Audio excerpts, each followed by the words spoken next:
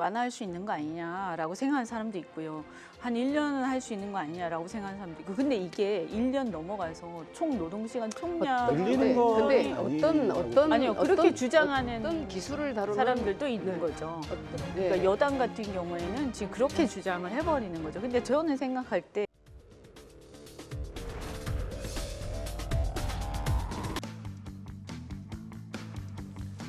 네, 대한민국 경제 성장률이 1%대로 추락했습니다. 하지만 더 답답한 것은 이렇다 할 돌파구가 보이지 않는다는 것이죠. 노동시장의 이중구조와 양극화 해소를 위한 노동개혁 등 풀어야 할 과제가 많은 상황 속에 오늘은 정치로 경제 현안을 풀어보자 합니다. 두 분 모셨습니다. 더불어민주당의 이현주 최고위원 그리고 개혁신당의 양양자 전 의원 두 분과 함께 경제전쟁꾼 지금 시작하겠습니다.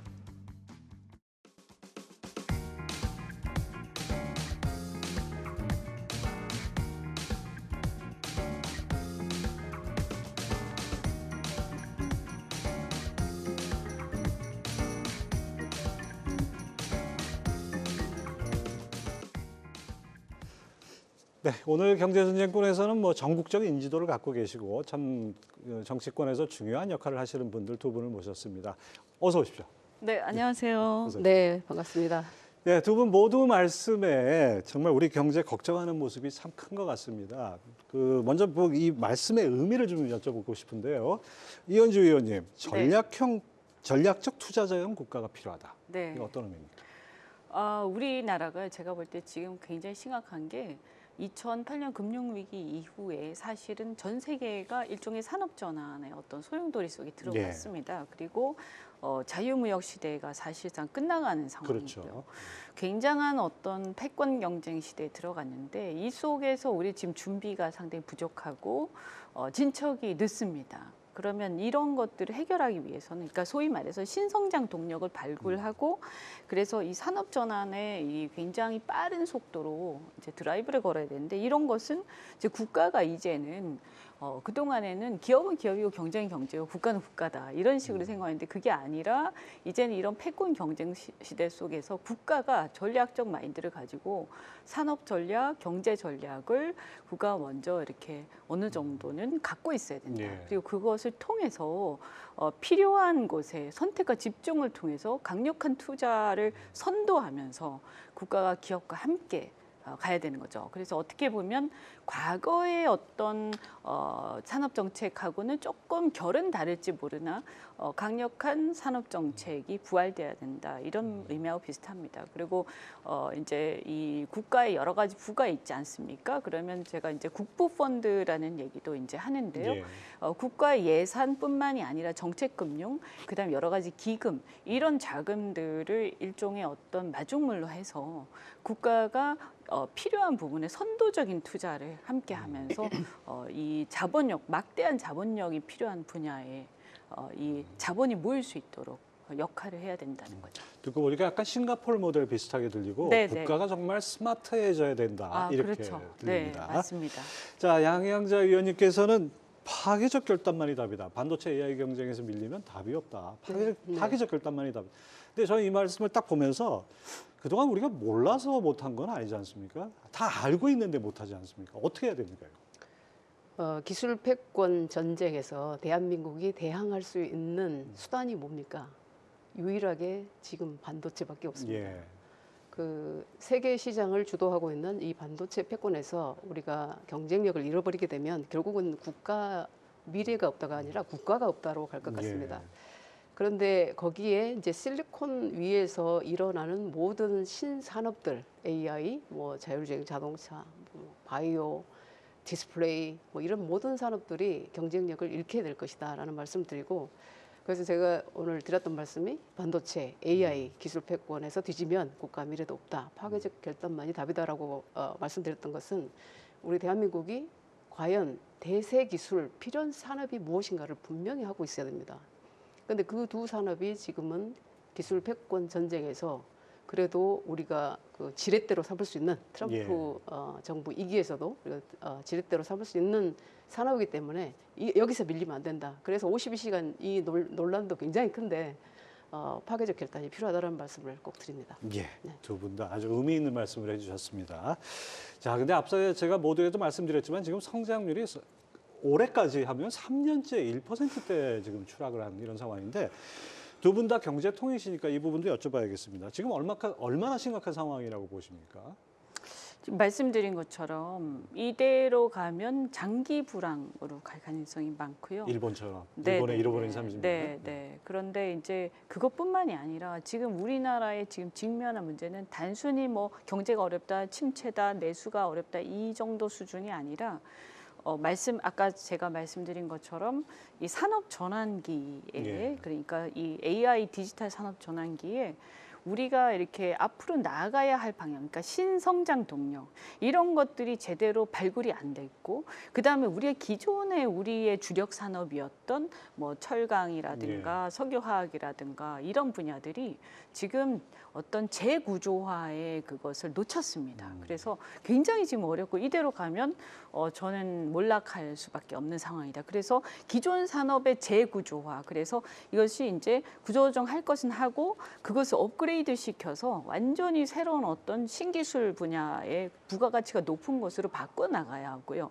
그 다음에 또 새로운 첨단 전략 산업, 아까 반도체도 말씀하셨지만 AI, 반도체, 배터리, 이런 또 로봇 이런 분야들에 대해서 아주 과감한 투자를 통해서 이쪽에 상당한 수준의 기술이 올라와야 됩니다. 근데 AI만 해도 한 몇 년 전만 해도 우리나라가 그래도 미국, 중국을 제외하고는 좀 괜찮지 않았냐 그렇죠. 이랬는데 지금 보면 이렇게 거의 세컨 티어로 전락하는 그런 상황에 와 있기 때문에 물론 아직 늦지는 않았습니다. 하지만 빨리 따라가야 되고 중국이 이렇게 올라오는 것도 불과 한 2, 3년 사이에 이렇게 된 거거든요. 그래서 잠시 한눈을 팔면 지금 이렇게 되는 상황이기 때문에 굉장히 급하다.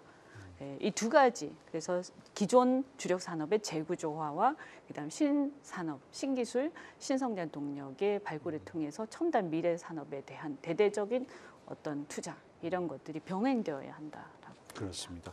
두 분 말씀 들어보니까 뭐 지금 아까 말씀해주신 파괴적 결단이 정말 시급하다고 하는데 우리 양양자 위원님께서 보시는 현재 경제 상황은 어떻습니까? 네, 현재 그 대한민국 경제에서 저는 가장 심각하다고 보는 것이 잠재 성장률의 하락, 지속적인 하락이라고 저는 생각을 하고요. 그리고 이 잠재 성장률 하락의 무서운 것은 국가가 인플레이션을 유발하지 않고 성장할 수 있는 최대치를 얘기를 하거든요.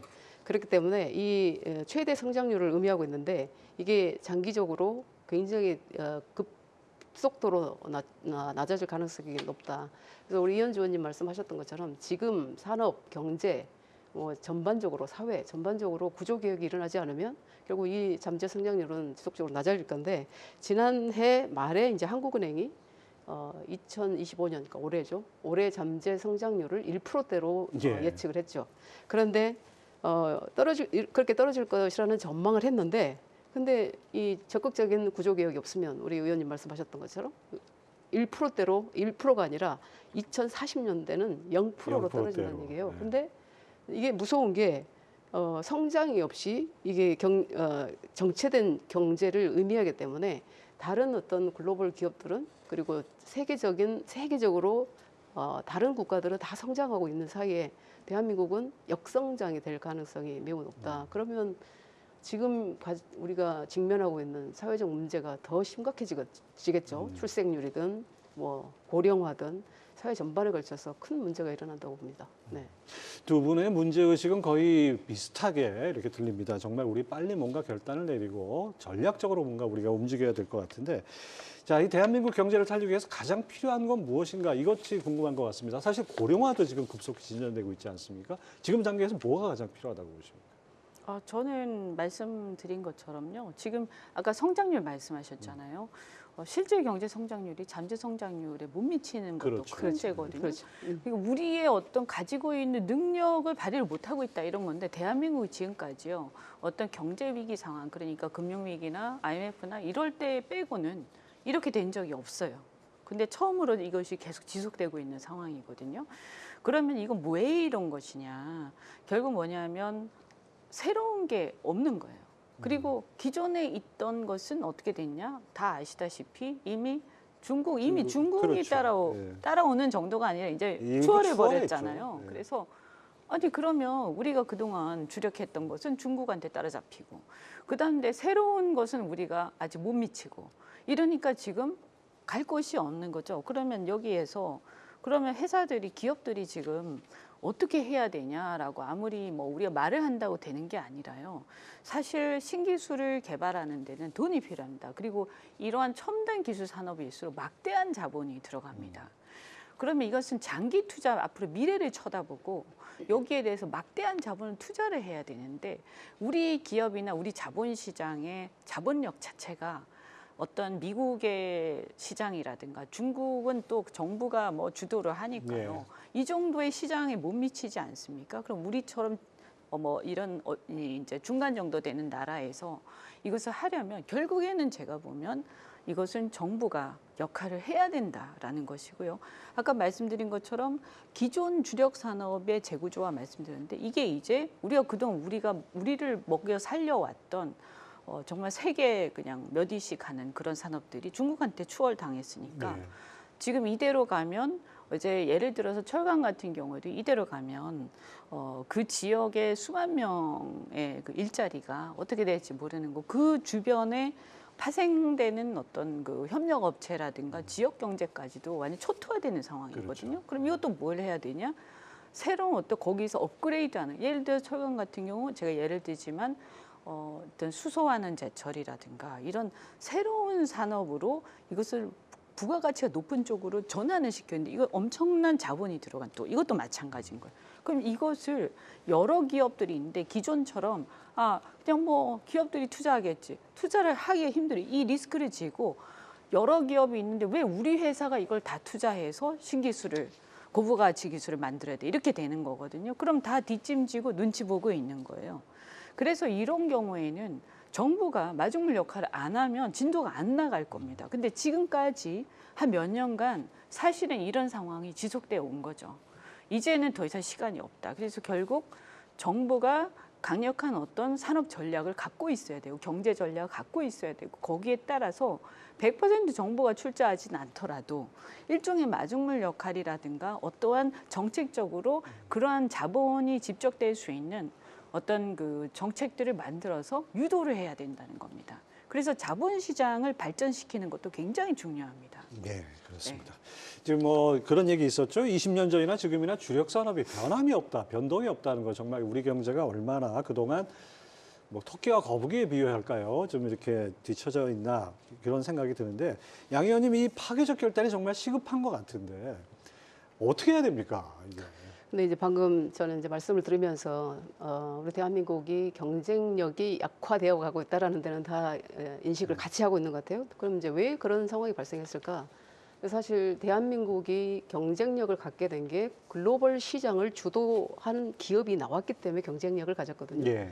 글로벌 시장의 경쟁력을 가졌던 산업이 지금 100조 기업으로 우리가 규정을 할 수가 있어요. 근데 100조 기업이 우리나라는 2개밖에 없습니다. 예. 삼성전자, SK 하이닉스. 예. 그것으로 보면 이 1차 산업, 2차 산업에서 대한민국이 기회를 못 가졌던 상황에서 3차 산업에서 우리가 기회를 가졌거든요. 그럼 이제 4차 산업에서 진짜로 우리가 기회를 가질 것이냐. 이 문제가 굉장히 큰 이 국가 경쟁력 회복에는 문제일 것 같아요. 그래서 저는 지금 시급하게 버추얼 대한민국, 10년 후 버추얼 대한민국을 만들어야 된다라는 말씀을 드리고 싶어요. 왜 그러냐면 이게 1977년도에 PC가 처음 나오게 됩니다.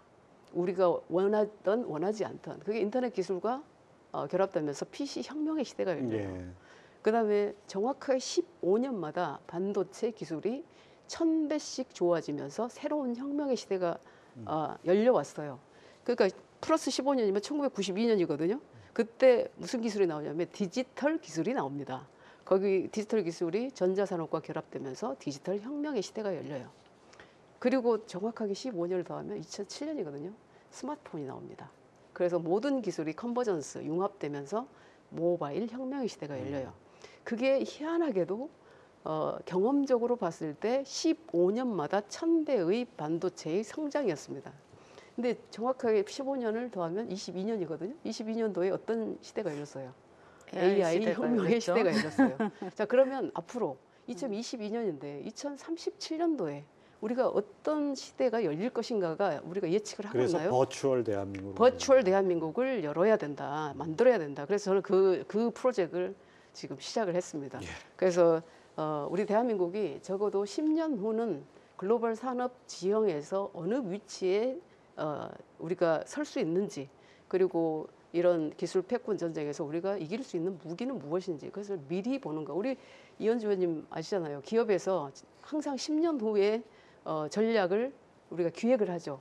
그래야 5년 후, 3년 후, 2년 후, 1년 후 지금 일이 정해지거든요. 특히 첨단 산업에서는 그렇습니다. 근데 그 작업을 못하면, 그 일을 우리가 못하면 이건 이제 국가 경쟁력뿐만 아니라 모든 이 국가 전체적으로 문제가 나올 겁니다. 그래서, 예. 네. 그러니까 이제 그 점에서 사실 굉장히 지금 안타까운 게 지금의 어려움은 갑자기 생긴 게 아니라요. 그럼요. 예. 네. 이게 지금 현재 AI 시대를 내다보지 못하고, 또 내다봤더라도 좀 소홀히 생각하고 거기에 대한 사전에 꾸준한 투자를 하지 못했다. 그래서 전략을 세우고 이게 약했던 거죠. 그게 이제 미국하고 중국하고의 차이인데, 미국 같은 경우에는 정부의 역할이 다소 이제 자유주의적인 경향이 있습니다만, 미국은 이제 정부의 역할이 좀 약하더라도 이게 가능한 게 자본시장이 매우 발달해서 예. 자본시장의 어떤 집단지성에 의해서 그것이 선도가 되거든요. 반면에 이제 중국 같은 경우는 공산국가다 보니까 이 공산당을 중심으로 한 국가가 굉장한 드라이브를 걸면서 국가 동원 체제죠. 네, 그래서 사실은 제가 알기로는 2010년대 한 2013년, 2015년 요 근방에서부터 이미 AI를 위한 대대적인 투자가 시작이 된 것으로 알고 있고요. 근데 우리 같은 경우에도 사실 그러니까 전 세계적으로 2008년 금융위기 이후에 이게 뭔가 새 시대적 변화가 있는데 우리 뭔가 할 것인가 해서 2010년도 이후부터 많은 나라들이 종종 걸음을 걸어왔는데, 안타깝게도 우리나라가 이제 보면 그런 부분에서 제가 볼 때 한 10년에서 15년 정도 상당한 어떤 좀 심하게 얘기하면 허송세월을 한 셈이죠. 네. 정말 10년의 허송세월이란 것이 지금 오늘 우리 현재의 모습이 아닌가 생각이 됩니다. 근데 저는 그렇게 생각하지 예. 않습니다. 10년의 허송세월은 정치권이 허송세월을 보는 것 그러니까 같아요. 제가 네. 얘기하는 네. 거는 기업을 얘기하는 게 아니라 국가의 역할을 얘기하는 거죠. 이게 아무리 기업이 열심히 해도요, 국가가 경제 전략을 세우고 거기에 드라이브를 걸고 거기에 필요한 정책들을 쏟아내지 않으면 그게 안 된다는 거죠. 네, 우리가 미국이나 중국이나 이런 이제 다른 나라와 비교를 할 때 우리가 어떤 나라의 모델로 이렇게 비교가 되면 좋겠냐라고 하면, 사실은 이제 대만 같은 나라가 TSMC 하나만 가지고 지금 글로벌 시총이 아마 2,000조에 가까이 갈 겁니다. 네. 정확한 시총은 봐야 되겠지만, 근데 2020년도만 해도 삼성전자가 349조였단 말입니다. 그때 TSMC가 348조였어요. 그렇죠. 근데 지금 몇 배입니까? 2,000조면 2,000조까지는 아직까지는 안 간 것 같은데 6배 정도 그래도 차이가 그렇게 차이가 났습니다. 근데 2,300만 명의 대만이 TSMC 하나 가지고 엄청난 국가 경쟁력을 가졌단 말이죠. 그럼 우리나라와 무엇이 달랐을까? 결국은 그래서 총체적 위기입니다. 총체적으로. 그러니까 예. 이제 이 부분을 얘기를 하자면, TSMC가 처음에 어떻게 생겼냐면 대만 정부가 46%를 투자를 하고요. 지분을 가지고 여기에 대만의 국책연구소를 비롯해서 거대한 프로젝트를 시작을 합니다. 그렇게 해서 사실은 전 국가적으로 여기에 매달려서 같이 함께 이렇게 하다가 지금은 이제 6% 정도로 지분이 줄어들었는데요. 그러니까 말하자면 이제 이런 큰 대규모 자본이 필요한 것들, 물론 우리는 이제 삼성전자라는 좋은 기업이 그런 역할을 했지만 앞으로도 계속해서 그런 어떤 미래를 내다보고 대기업들이 그런 대규모 자본을 투자를 하는 것을 다 우리가 기다릴 수만 있느냐. 그랬을 때 이런 TSMC의 모델이 굉장히 훌륭하고, 근데 또 하나가 뭐냐면 그렇게 하다 보니까 TSMC 같은 경우에는 중소기업 밑에 있는 협력업체와 소장 기업들이 가나의 어떠한 생태계를 이루고 있어요. 그렇죠. 그래서 그 TSMC가 벌어들이는 돈들이 그 나라의 국내의 소득으로 귀속이 되는 거죠. 그래서 근데 앞으로도 우리가 이런 이런 부분들은 상당히 저도 이제 굉장히 좀 동의하는데 이제 국가적으로 TSMC를 바라보는 국가 대만의 경우는 이게 호국 신산이란 말입니다. 호국 신산. 나라를 지키는 신령한 산이 TSMC라는 거죠. 대한민국이 삼성전자를 바라보는 시각이 어땠습니까? 네, 저는 그것만 봐도 비교가 되고 그다음에 대만 같은 경우는 1년에 이공계 선발을 2번 합니다. 그리고 우리가 인구는 2배 이상 되는데 이공계 인적 자원이 나오는 것은 우리가 훨씬 더 낮게 돼 있거든요. 그래서 그런 부분이 그래서 있습니다. 이 부분이 어떻게 보면 다 이 질문으로 가야 될 것 같습니다.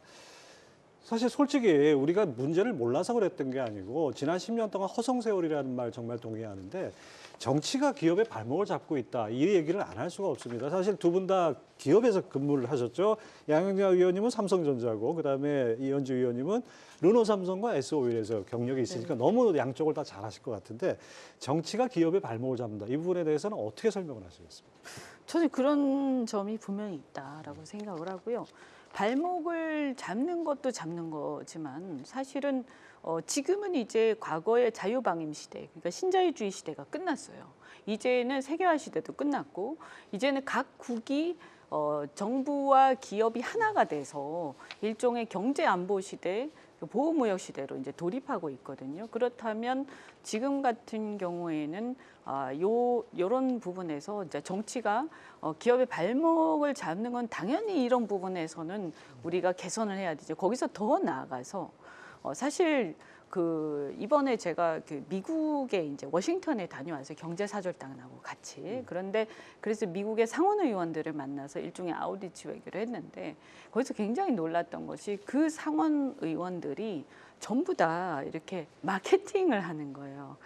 영업사원이 돼 있어요. 그래서 예를 들면 자기하고 관계된 상임위 혹은 자기하고 관계된 지역 이런 쪽에 특화된 어떤 이 기업들을 유치하기 위해서 굉장한 막 프레젠테이션을 하고요. 저한테도 굉장한 선전을 하면서 이런 부분에서 협력을 하자 이렇게 얘기를 하시더라고요.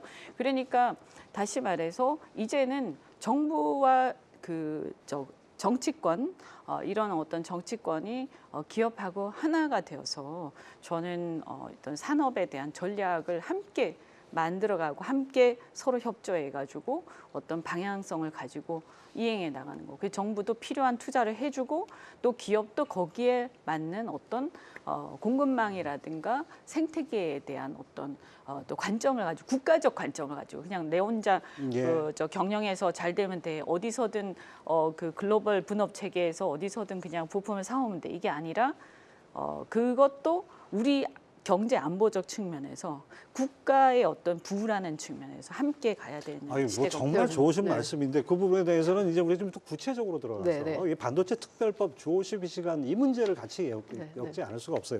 이 부분은 또 양영자 의원님 전공 분야니까 이 반도체 특별법을 한 발 떨어져서 보시니까 어떻게 보셨어요? 우선 저는 이제 반도체 특별법 들어가기 전에 이제 한 가지 좀 부연 설명을 좀 드리고 싶은데 사실 여러 산업이 있는데 우리가 집중적으로 중시해서 봐야 되는 것들이 국가 대항전에 있는 산업이에요. 국가 대항전. 그렇죠. 그래서 국가 대항전 산업이라고 저는 말씀을 드릴 수 있는데 그게 이제 우리의 필연 산업이죠. 근데 그 필연 산업은 과거에 정경유착이라는 굉장히 인식이 좋지 않은 상황이 있었고 저희가 21대 국회에 있을 때도 반도체 특별법 하나 통과시키려고 하면 그것이 대기업 밀어주기냐 특히 민주당에서 특히 산자위에서 또 대기업을 밀어주는 법이냐 왜 삼성만 우리가 밀어줘야 되느냐 또 그 법을 통과시키니까 뭐 이게 지역은 다 죽이는 법안이다. 그래서 제가 심지어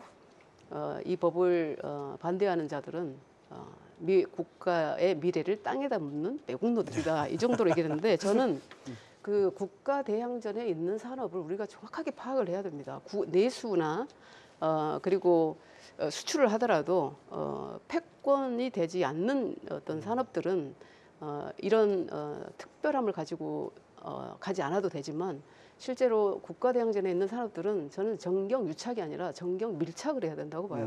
그래서 의원님 말씀에 저는 굉장히 공감하는 바이고 그렇게 가야 된다고 보고요. 반도체 특별법에 52시간 물어보셨는데 예. 사실 52시간을 반도체 특별법에다 묶으니까 안 되는 거예요. 그래서 그건 52시간은 화이트 칼라 이그젬션이라는 이제 그 법안으로 비견해서 이렇게 말씀은 드리지만 실제로 저는 52시간 그 법안은 국가 경쟁력 강화 법안이다 이렇게 말씀을 드리고 싶습니다. 그러니까 R&D 업의 어떤 근본을 이렇게 알면 이 대기업에서도 사실 반도체 분야나 이런 부분들은 AI나 이런 부분들은 스타트업 못지 않거든요. 그 분야가 아주 그 사활을 걸고 TAT를 맞추려고 사활을 걸고 또 새로운 기술에 제대로 우리가 주도권을 갖기 위해서 그런 노력을 하고 있는데 시간으로 일을 하는 게 아니에요. 그것은 고객의 니즈에 맞춰서 일을 하는 거기 때문에 52시간이 좀 자유로워야 된다. 저는 그렇게 꼭 말씀드리고 저도 이제 30년 2개월 이게 반도체 산업에서 있었던 그 경험으로 말씀을 드리면 52시간을 꼭 해야 되느냐 이것에 대해서는 아닐 수도 있습니다. 그러나 이게 불확실함이 너무 많아요. 이게 R&D 업에서는. 그래서 이걸 자유롭게 자율적으로 할 사람하고 왜 할 사람을 막느냐 이거죠.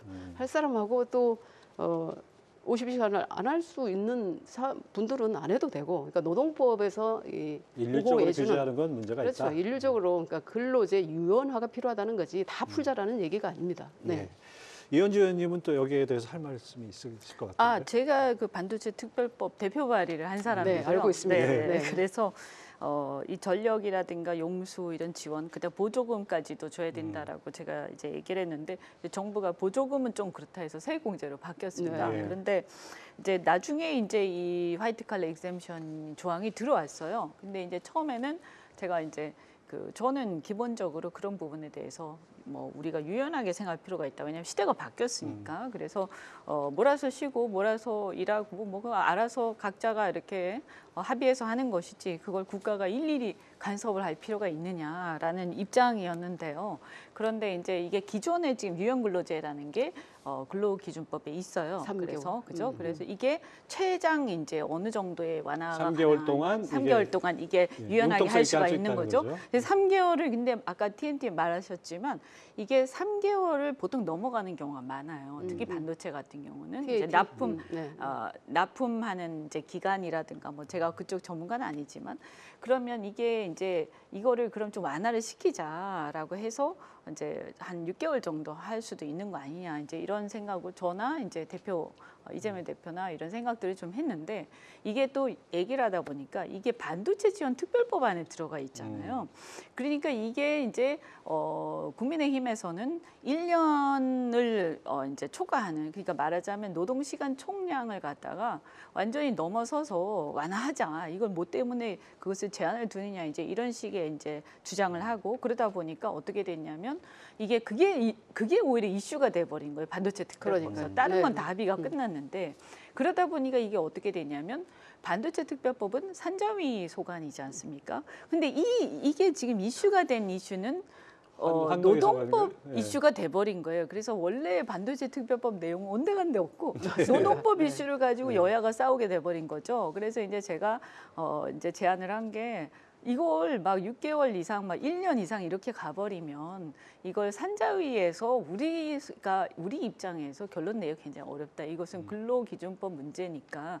그러니까 차라리 이것을 일반화해가지고 환노위에서 논의를 해서 좀 전향적으로 논의를 해주면 좋겠다라고 했는데 이제 그러면서 이게 좀 뭐라고 해야 되냐? 좀 교착 상태에 빠진 그러니까요. 거죠. 왜 저는 국회에서 52시간을 반도체 특별법에다 넣어가지고 이렇게 법안을 아주 정쟁의 수단으로 대개를 했는지 저는 이해할 수가 없습니다. 그리고 이재명 대표께서도 52시간은 해줘야 되는 거 아닙니까? 하고 말씀하셨는데 갑자기 그거는 제외하고 통과시키자 이런 말씀을 하셔서 도대체 저분의 그러니까 그 반도체 특별법을 우선 통과를 시키고 52시간은 노동관계로 해가지고 아까 논의를 말씀하신 화이트 칼라 계속하자. 이그젬션 같이 네, 묶어가지고 그렇게 된 하자. 거죠. 왜냐하면 이게 이슈가 너무 커져버리면서 뭐 노총이라든가 막 여러 이해관계자들 여기에 막 집중이 돼버리니까 이게 국회에서 쉽게 결론 내지 못하는 상황이 돼버린 거죠. 아니 근데 만약에 그렇게 화이트 칼라 이그젬션으로 이제 주 50시간 예외 화이트 칼라에 대해서 연구개발직에서 예외를 준다 그러면 그런 법안이 다시 발의됐을 때 또 노동계가 또 반발하지 않겠어요? 아니요, 그러니까 예를 들어서 아까 제가 6개월 정도는 완화할 수 있는 거 아니냐라고 생각하는 사람도 있고요. 한 1년은 할 수 있는 거 아니냐라고 생각하는 사람도 있고. 근데 이게 1년 넘어가서 총 노동시간 총량 늘리는 거 근데 어떤 아니요, 그렇게 주장하는 어떤 기술을 다루는 사람들도 있는 네. 거죠. 어떤 그러니까 여당 같은 경우에는 지금 그렇게 주장을 해버리는 거죠. 근데 저는 생각할 때 이게 어떻게 첫술에 배가 부르겠어요. 그러니까 지금 현재 아주 시급한 부분을 약간 완화를 시키고 그 다음에 이게 조금씩 왜냐하면 반대의 목소리도 있거든요. 그렇죠. 그러니까 정치권에서. 6개월 그 부분에 있어서는 이제 재계에서도 그리고 첨단 산업의 어떤 기업에서도 이제 숨통이 트였다 네. 이렇게 말씀하실 정도인데 사실 엔비디아나 TSMC나 어떤 기업을 봐도 사실상 R&D 영역에서 이렇게 시간을 제한하는 경우는 저는 없는 것으로 알고 있습니다. 이제 사실은 그래서 뭐 이런 방법도 있어요. 그래서 저는 뭐 이런 생각도 들어요. 굳이 그러면 보상을 확확 해주고 임원처럼 하자. 임원처럼. 그렇죠. 네, 네, 임원들은 서로 임원을 근로기준법 지냈으니까. 네. 근로기준법 적용 안 받거든요. 맞습니다. 언제든지 실적이 떨어지면 나가야 되는 네, 거죠. 그렇게 되는 거죠. 그러니까 아니 그래서 상권주의로. 저는 궁금한 네. 게 네. 그 일각에서는 이런 얘기도 합니다. SK 하이닉스가 HBM을 개발한 것이 네. 주 52시간 체제 안에서 개발한 거 아니냐. 그게 네. 노동 시간의 문제가 아니라 방향의 문제 아니냐. 이렇게 네. 주장하는 사람도 있습니다. 물론 이제 그렇게 말씀하시는 분들도 참 많은데요. 그 HBM 가지고 SK와 삼성전자를 하다 기업까지 갈라치게 하느냐라고 제가 이제 그런 말씀을 드렸는데 사실 이제 SK와 삼성전자의 상황을 보면 SK도 그동안 굉장히 어려웠어요. SK 하이닉스 같은 경우도 삼성전자가 엄청난 그 30여 년 동안에 반도체 메모리 반도체에서 1등을 하고 있는 그렇죠. 사이에 예. SK 하이닉스는 굉장히 고전을 면치 못했으나 이게 삼성전자 같은 경우는 엔비디아를 상대해야 되는 시스템 LSI가 있고 그리고 TSMC를 상대해야 되는 파운드리가 있고 메모리 반도체도 뭐 CXMT, 창신 메모리, 예. 양쯔 메모리, 무슨 마이크론 그리고 SK 하이닉스까지 대항을 해야 되는 상황이죠. 그래서 삼성 같은 경우는 전선이 굉장히 넓어요. 그리고 리그가 다르다고 제가 말씀을 드리거든요. 이게 이제 메이저 리그라고 저는 얘기를 하고 있는데 SK 하이닉스는 메모리 반도체만 우선 대항을 하면 되는데 거기서 그래도 삼성전자가 어려움을 겪을 때 SK 하이닉스가 그런 글로벌 시장을 주도하는 것은 굉장히 국가적으로 아주 행운이고 축복이라고 저는 생각을 하는데 근데 이거 가지고 SK 너네들은 52시간을 뭐 더해서 된 거야 이렇게 나오면 이거는 산업의 어떤 그 근데 상황을 좀 제가- 전혀 모르는 거죠. 제가 네. 보면 저 기업의 문화가 좀 다른 것 같긴 해요. 근데 어쨌든 그 문제는 그게 본질은 아닌 것 같고요.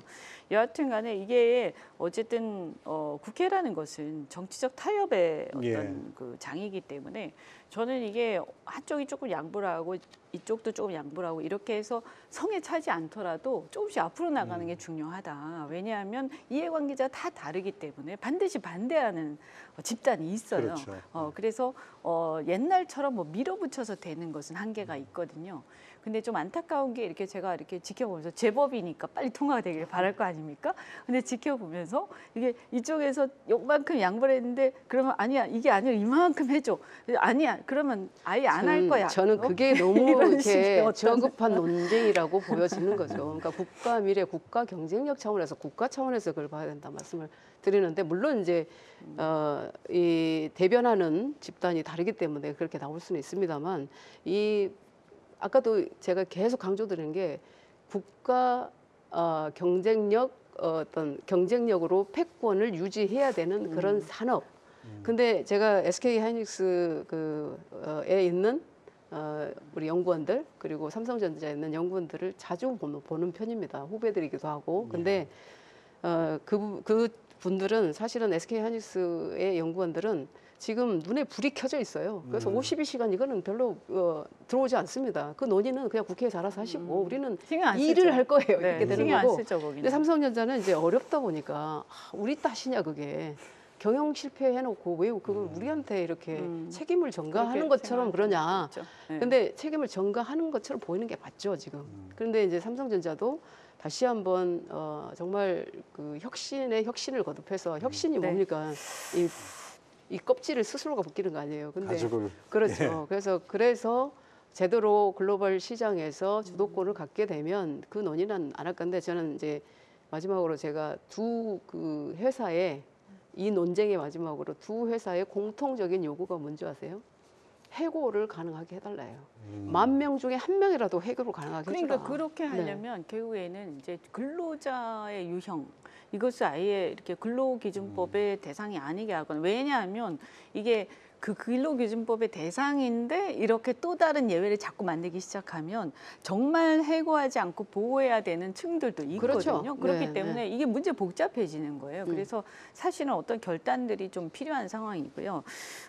그리고 이제 민주당 같은 경우에도 최근에는 완전히 이게 경제 정책의 방향이 바뀌었습니다. 그래서 국가의 산업 정책을 강력하게 추진한다라는 기치 아래에서 성장 드라이브를 거는 쪽으로 바뀌었어요. 왜냐하면 우리 지금 생존 아까 제가 말씀드린 좌우 이데올로기 시대가 끝났고 그렇죠. 생존 이데올로기 이제는 시대다. 생존 이데올로기 시대가 왔다라고 저희 네. 인식하고 대표도 그렇게 생각하고 계시기 때문에 지금은 좌우의 그 논쟁이 굉장히 조금 캐캐묵은 논쟁인 거죠. 그래서 국가의 전략 산업 그 중에 하나가 이제 반도체 도 해당이 되는 거고요. 그다음에 AI, 그다음에 예를 들면 배터리 같은 거 이제 앞으로 이동형 에너지 장치 아닙니까? 네. 그리고 이제 뭐 또 미국하고의 관계에서 조선이라든가 또 방산이 굉장히 앞으로 각광받는 산업이니까 이러한 국가 차원에서 전략 산업들을 이렇게 설정을 하고 여기에 대해서 강력하게 드라이브 걸면서 국부 펀드 같은 것들을 통해서 국가가 예산이나 혹은 어떤 그 기금 이런 것들을 그동안 산재돼서 굉장히 낭비를 많이 하고 있었던 것들을 생색내기용으로 쓰고 있었던 예산들을 총 집결시키자. 그래서 선택과 집중을 통해서 국가 예. 역할을 해야 된다. 저도 거기서 이제 진짜 이렇게 한 말씀 드리고 싶은 게 세계적으로 보면 지금 국가가 우경화가 돼가고 있다 이런 말씀 드셨죠. 근데 우경화가 돼가고 있는 이유를 이렇게 들여다보면 국가 간 어떤 이 긴장도가 굉장히 올라갑니다. 특히 트럼프 집권 후에 이제 텐션이 그렇죠. 엄청나게 예. 올라가죠. 그러다 보면 강한 국가를 만들고자 하는 어떤 국가의 정책들이 나올 수밖에 없는 거예요. 근데 우리 이제 대한민국의 어떤 보수 영역에서 보수에서 강한 국가를 표방하지 않습니까? 여기는 따뜻한 복지 뭐 이런 그게 아니라니까요. 그래서 이제. 이제 그래서 그걸 말씀드리려고 하는데 바뀌셨답니다. 근데 네. 지금 이제 보수 영역이 제대로 역할을 못 한다고 본 민주당에서 우리 이재명 대표 포함해서 이 영역까지 우리가 기업 성장 뭐 혁신 이런 영역까지 우리가 하겠어. 중도 보수야 우리는 원래 중도 보수였어. 이렇게 얘기를 하는 거거든요. 그런데 이제 그러다 보니까 이게 복지를 외치고 노동을 외치고 했던 영역에서 이쪽까지 이야기를 하시면 일관되게 그러면 그런 정책들을 가야 되는데 이게 이제 객관적 시각에서 보면 왔다 갔다 하고 계신다 이런 인식들이 있는 것 같아요. 근데 저는 굉장히 기업이나 성장이나 혁신이나 이런 부분을 강조하는 것은 저는 공감하고 지지하는 바입니다. 네. 네. 저는 뭐 그런 걱정은 하실 수 있는데요. 저희는 이제 이것을 조화롭게 이 어떤 지점, 그러니까 타협 지점들을 우리가 만들어내고 또 설득할 수 있다. 예를 들어서 아까도 뭐 이제 3개월, 6개월 얘기했지만 우리가 뭐 이렇게 기존의 어떤 노동법의 근간을 흔드는 것까지는 우리가 바로 설득할 수는 없습니다. 하지만 조금씩 우리가 타협해내는 것은 그래도 민주당이 노동계에 대한 신뢰를 갖고 있기 때문에 그들하고 대화가 가능한 당이고요. 중소기업들하고도 마찬가지고 그래서 이런 부분들이 저는 이것을 실제로 만들어내는 역할을 해야 되기 때문에 오히려 이렇게 싸워가지고 밀어붙여서 할 수 있는 시대는 아니거든요.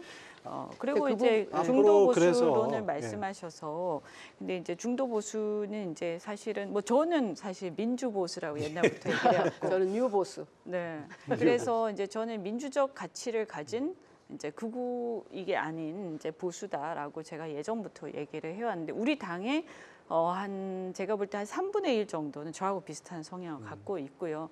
과거에 이제 전대엽 세대는 지난번 총선 공천에서 상당히 많이 탈락을 하면서 민주당의 층이 많이 바뀌었고 또 우리 당의 당원들이나 지지층의 층도 많이 바뀌었습니다. 예. 세대 교체가 일어나면서 그래서 어떻게 보면 이재명 대표가 행정가 출신인데 시동을 들고 나오면서 제가 봤을 때 민주당의 어떤 세대 교체 내지는 민주당의 어떤 새로운 세력 교체의 어떤 시대 정신을 반영하는 측면도 네. 있다라고 마치 말씀드립니다. 실용 뭐 좋은 방향인 것 같고요. 그것도 그 신뢰를 얻는 방향으로 이렇게 갔으면 하는 바람입니다.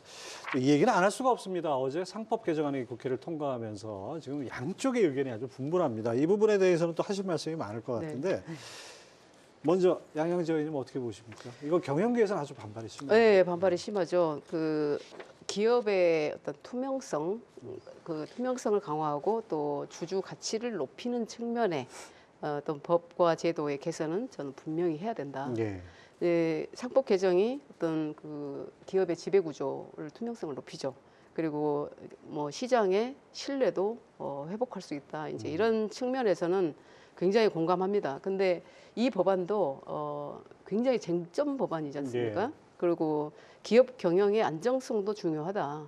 그리고 그런 중요한 요소들을 충분히 들어서 저는 민주당에서 이 법안을 통과시키려고 그 당론으로 하려고 했으면 저는 충분히 경제계의 얘기를 더 많이 듣고 설득하고 설명할 수 있었어야 된다고 봐요. 근데 지금 이제 기업들이 더 어려워하는 것은 글로벌 경쟁 체제가 너무나 심화되기 때문에 이게 주주들은 사실은 소액 주주들은 이런 법안에 대해서 그렇게 민감하지는 않았던 것 같아요. 과거에. 왜냐하면 기업이 잘 돼서 주주 배당을 좀 나도 이익을 보고 이걸 원했던 거지. 사실상 기업이 잘 되기를 바라는 건 주주들도 똑같단 말입니다. 근데 이제 반면에 작전 세력이라든지 소위 말하는 뭐 헤지펀드들이라든지 그런 기업을 흔들고자 했던 그런 역사가 있기 때문에 그런 부분들을 면밀하게 판단을 한 다음에 이 법안이 경제계에서도 그래 이 정도는 우리가 이게 인정할 수 있겠다 이런 정도의 어떤 협의는 이끌어내야 되는 것 아닌가. 근데 그래서 결국은 중요한 것이 시장과 또 기업의 현실을 반영한 합리적인 개정 법안이 됐으면 좋겠다라는 말씀을 드립니다. 그리고 이제 기업이 지속적으로 성장을 해야지만이 대한민국이 그게 궁극적으로 그렇죠. 또 주주를 위한 길이죠. 그렇죠. 생태계를 제대로 구축할 수가 있고 대한민국이 정말로 기술 석국으로 나락으로 떨어지는 일이 없으려면 이현주 의원님은 이 부분에 대해서도 하실 말씀 많으실 것 네네네. 같은데. 제가 또 상법 개정안도 제가 대표발의했기 때문에 정말 네네. 경제통이시네요. 네, 저는 이제 조금 그 부분은 좀 생각이 달라요. 왜냐하면 이제 제가 또 석사하면서 미국 회사법이나 이런 것들을 공부했는데 미국뿐만이 아니라 영국, 독일, 또 일본, 심지어 2023년 말에는 중국에서도 네네. 이 이사의 주주에 대한 충실 의무가 법제화돼 있거나 판례로 인정이 되고 있습니다. 그러니까 그만큼 이거 글로벌 스탠다드다라는 말씀을 드리고 그렇기 때문에 윤석열 대통령도 대선 공약으로 제시를 했었던 걸로 알고 있고요. 한동훈 대표도 과거에 이제 비대위원장 할 때인지 대표할 때인지 하여튼 이것을 공약을 했어요. 주식시장 밸류업의 하나로서.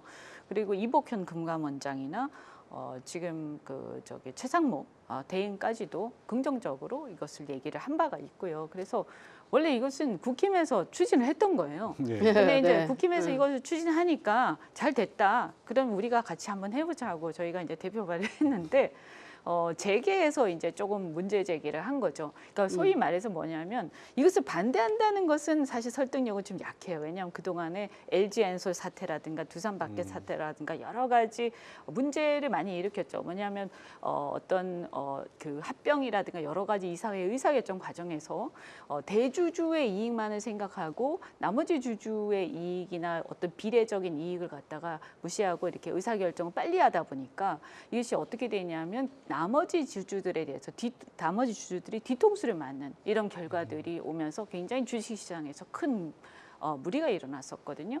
그러니까 이런 것들을 방지하기 위해서 사실은 그런 게 필요한 거죠. 제가 이제 저는 글로벌 회사에 이제 이사회나 이런 데 참여를 많이 했었는데 그때 보면 거의 하루 종일 이사회를 해요. 하루 종일 이사회를 하면서 항상 물어보는 게 이런 의사결정을 했을 때 이것이 주주들한테 어떤 영향을 미치느냐. 그리고 이렇게 했을 때 우리 이사들이 어떤 문제가 없겠느냐라는 것을 계속 검토하고 회사는 그것을 항상 이사들한테 의사결정을 하기 전에 브리핑을 해줍니다. 그 결과들을. 그렇기 때문에 이게 이제 굉장히 보편적인 것이다. 그래서 다만 이제 우리 기업들은 익숙하지 않다 보니까 뭐 저는 악의적으로 그런 의사결정을 했다고 생각하진 않지만 나머지 주주들에 대한 배려나 어떤 그들의 당연히 우리 회사의 자금 조달에 도움을 줬으면 그 도움 준 것에 대한 응당의 어떤 지위를 인정을 해서 정보도 충분히 공유를 하고 투명하고 공정하게 이사회나 회사 경영을 해나가야 되는데 아직까지 한국 회사가 그런 점에서는 글로벌 스탠다드에 못 미치는 거죠. 근데 이게 어떤 문제를 일으키냐면 그러다 보니까 자본시장에서 한국 기업들이 신뢰를 잃으면서 자본시장이 자금 조달이 잘 안 되는 거예요. 그래서 예를 들어서 이러한 어떤 그 이사의 충실 의무 이런 것들이 훨씬 더 활발하고 소송도 굉장히 많은 미국 같은 경우에는 자본시장이 그래서 단도직입적으로 여쭙고 그래서 싶은 굉장히 게 기업이 혁신적이고 얼마든지 다시 도전하고 해도 자본시장을 통해서 자본 조달이 그러니까 되고 미국 그렇지 않습니까? 사실 그러니까 21대 때죠. 제 얘기는 뭐냐면 그것 때문에 경제가 어려워진다.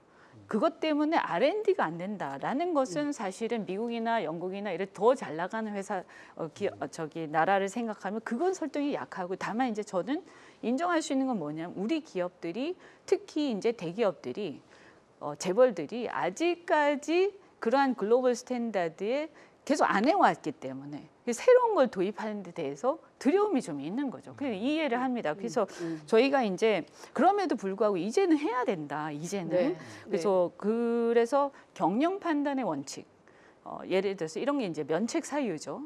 이게 이제 다른 나라에서는 판례로 인정되는 건데 경영 판단을 우리가 상식적으로 했을 때는 그걸 면책해 준다든지 그다음에 또 하나는 배임죄. 이걸 민사로는 다투고 요구하고 하지만 우리나라에 가장 심각한 것은 이런 것을 배임죄로 처벌하고 있잖아요. 형사처벌을 하죠. 그래서 저희는 배임죄 형사처벌은 차라리 없애자. 책임은 확실히 묻되. 그게 더 글로벌하게 더 맞다 이렇게 생각합니다. 참 희한하죠. 제가 21대에 들어가자마자 공정경제 3법을 통과시켰거든요. 근데 네. 공정경제 3법은 사실 민주당 안에서의 반대가 워낙 컸었습니다. 그때 그 반대했던 그 법안이 지금 이제 민주당 주도로 국회를 통과했는데 그렇습니까? 네, 요 이 법이에요? 법안을 이게 그때 공정경제 그게 3법은 굉장히 당이 네. 많이 달라졌나 봐요. 그러니까요. 상법 개정안 또 공정거래법, 금융그룹 감독법이라 가지고 예.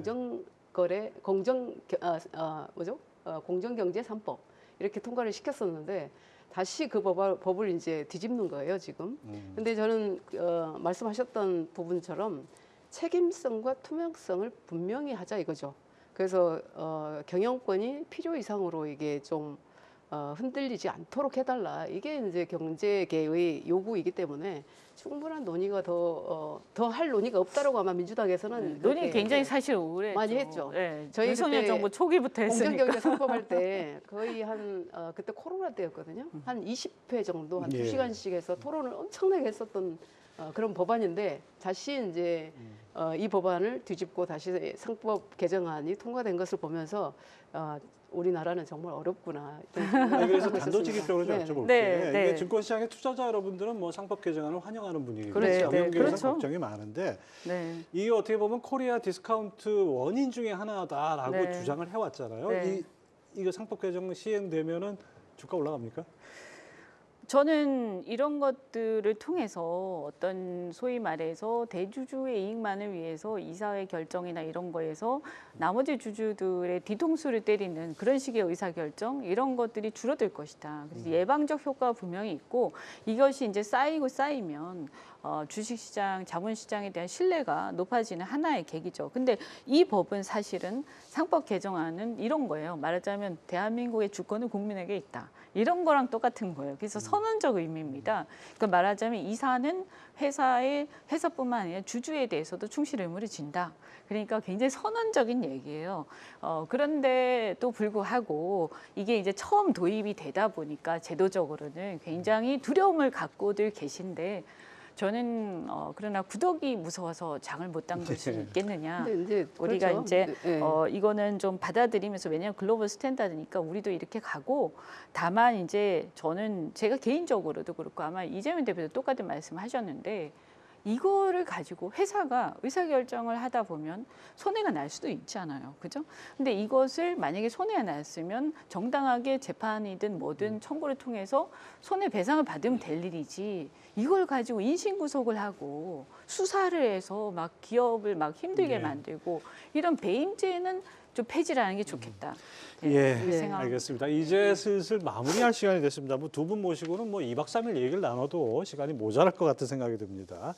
자, 두 분 모두 적지 않은 시간 정치권에 몸을 담고 계시지 않습니까? 대한민국 정치가 효능감이 없다 이런 얘기를 국민들이 많이 하십니다. 마지막으로 마무리 말씀으로 효능감이 있게 우리 정치가 정말 효능감 있게 하려면 어떻게 해야 되는지 먼저 양영재 의원님 말씀. 저는 한마디로 당적을 초월해서 국적을 위해 일해야 된다 이렇게 생각을 합니다. 지금 정치적 갈등에서 유발되는 사회적 비용이 너무 어마어마하다고 크죠. 봅니다. 예. 이제 어디서 조사를 했는데 뭐 232조를 네. 발표한 데도 있었습니다만, 그런데 이 사회적 비용을 없애고 우리 미래 국가의 미래를 위해서 투자하려면 이 사회적 갈등부터 없애야 되는 일이 우선이기 때문에 정치가 굉장히 중요하고, 그다음에 저는 당장 뭐 성장을 뭐 1년 내에 짧은 기간 내에 할 수 없으니 우선은 비효율, 불합리, 비리, 부정 이런 부분부터 제대로 없애야 된다. 그러려면 인간의 본능에 의해서 스며들 수밖에 없는 도덕적 해이, 모랄 해저드 이런 부분을 확실하게 없애려면 국가의 시스템을 제대로 갖춰야 된다. 이런 말씀을 드립니다. 네, 알겠습니다. 좋은 말씀 감사합니다. 자, 이원주 의원님. 네. 정치가 효능감을 가지려면 어떻게 해야 됩니까? 뭐 비싼 얘기긴 한데요.